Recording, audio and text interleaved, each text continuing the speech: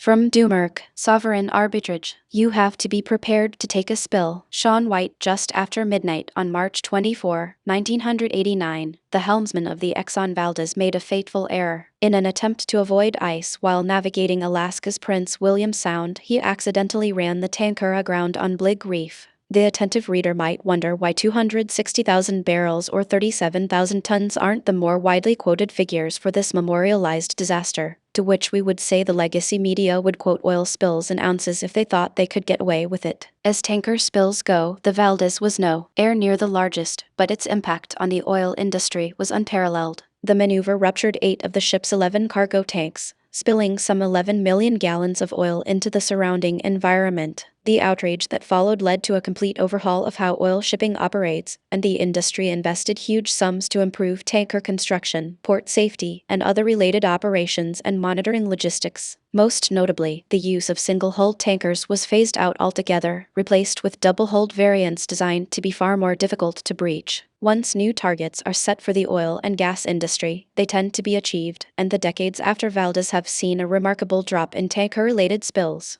While it was not unusual to experience hundreds of thousands of tons of oil spilled annually in the 1970s and 80s, the 2020s have averaged less than 10,000. In particular, double-hulled very large crude carriers VLCCs Leviathans that can handle upwards of 2 million barrels of oil at a time have performed exceptionally well, with no major spills on record. Let's hope we didn't just jinx them. Rare though large spills may be, zero remains an emotional construct, as no risk can be wholly eliminated. Even zero is never quite zero, as one can't be 100% assured it will remain zero in the future being infinite and unfalsifiable. Environmental groups regularly exploit the asymptotic nature of a line that might approach zero but can't ever get there, and the Exxon Valdez affair still finds its way into many contemporary advocacy campaigns. Political action inspired by the ghosts of oil-covered birds, otters, and sea lions has cost Canada's energy sector billions in lost profits, enriched its American neighbors by the difference, and stunted its geopolitical power even as the war in Iran creates unprecedented demand for what the country